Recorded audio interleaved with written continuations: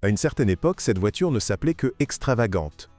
Il y avait beaucoup de choses intéressantes et curieuses, mais aussi beaucoup de choses controversées.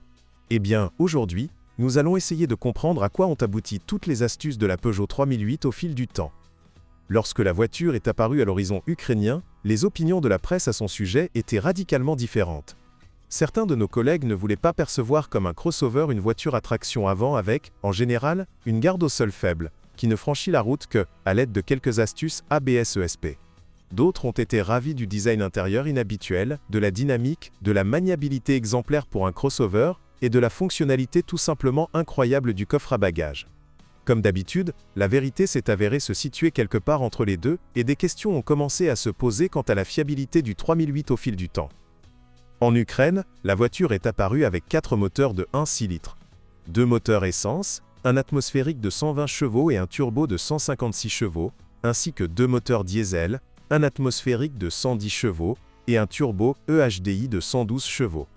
Il y avait également 4 boîtes de vitesses, une manuelle à 5 vitesses et une manuelle à 6 vitesses, une automatique japonaise Everard et un robot équipé d'un moteur diesel, ce qui a immédiatement soulevé de nombreuses questions, et pas seulement en termes de fiabilité. Parmi les réparateurs, la voiture n'est pas considérée comme un champion des maladies infantiles. Elle n'a pas non plus trop de problèmes chroniques. Cependant, plusieurs pannes typiques surviennent encore. Commençons par les moteurs à essence, pointilleux sur la qualité du carburant. Le fabricant a même insisté sur l'utilisation d'additifs de nettoyage. Nous recommandons le VTI essence atmosphérique, dont le seul problème est la distribution. La chaîne S étire, mais le plus souvent la raison réside dans le tendeur.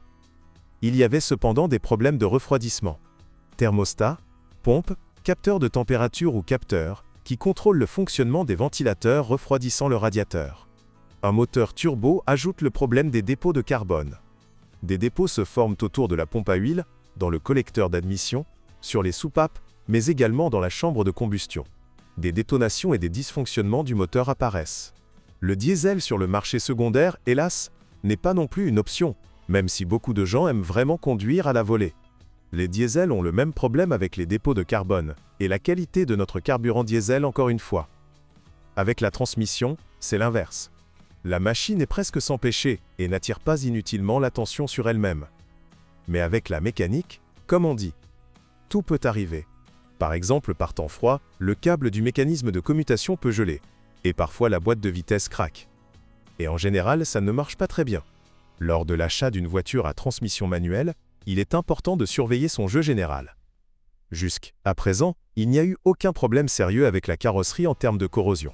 La voiture est encore jeune. Mais les pièces chromées, les forums le confirment, fleurissent volontiers. Et elle, épaisseur de la couche de peinture, compte tenu des normes environnementales en vigueur, laisse beaucoup à désirer. Le pendentif mérite des mots spéciaux. Dur, adhérent. Lorsqu'elle est en bon état, la 3008 est un plaisir à conduire.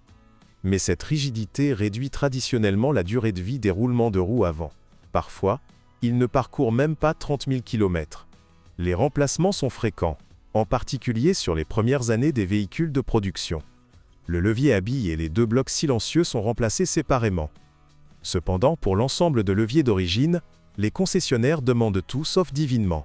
Mais il n'y a presque aucune question sur l'essieu arrière. Sauf une chose, sur les voitures équipées d'un moteur essence 1.6 THP, le système DRC, Dynamic Roll Control, a été utilisé. Le système fonctionne de manière similaire à une barre anti-roulis active, qui est plus complexe qu'une poutre de torsion standard. Lorsque vous achetez une telle voiture avec DRC, vous devez être prudent. L'amortisseur reliant les amortisseurs arrière peut être défectueux. Bref, la Peugeot 3008 reste une voiture controversée.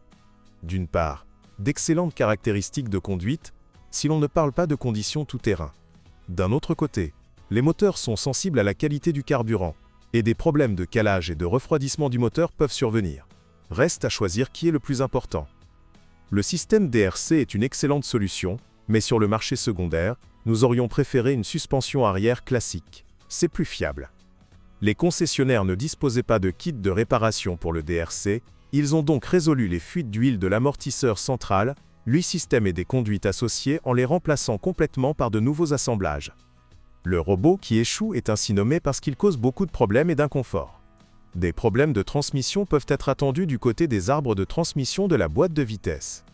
Sur beaucoup de Peugeot avec un kilométrage important, ce sont eux qui peuvent causer des soucis. Mais dans l'ensemble, ni la transmission manuelle ni la transmission automatique n'ont de contre-indication stricte. Les propriétaires de voitures à essence notent la possibilité d'une perte de puissance sans raison. La raison semble être un mauvais fonctionnement des capteurs. L'intérieur du 3008 ne se réchauffe pas bien par temps froid au ralenti. De plus, la température du moteur peut baisser pendant la conduite. Presque tout le monde a eu des problèmes avec le thermostat. Le seul problème répandu concernait les éraflures sur les bas de caisse au niveau des portes. Le coupable a été à juste titre imputé au caoutchouc dur des joints qui frottait la carrosserie. Après un restylage en 2014, le problème était localisé. Le caoutchouc est devenu plus mou et les propriétaires ont cessé de protéger la carrosserie avec un film spécial. Le principal point fort du 3008 est le coffre. Et non pas à cause de son volume, mais à cause de sa fonctionnalité et de sa variabilité. Et le point le plus faible était le volant en cuir. Déjà sur de courtes distances, il se fissure, étire et se plisse, formant des plis. Bonjour les amis. Vous cherchez une voiture d'occasion? Vous devez prêter attention au site web carm.pro. Carm.pro est grand catalogue de voitures, moteurs, boîtes de vitesse. Et le meilleur, c'est que vous pouvez trouver des informations sur les pannes de n'importe quelle pièce. Complètement gratuit. Allez sur le site web carm.pro et découvrez tous les éventuels points faibles des voitures d'occasion.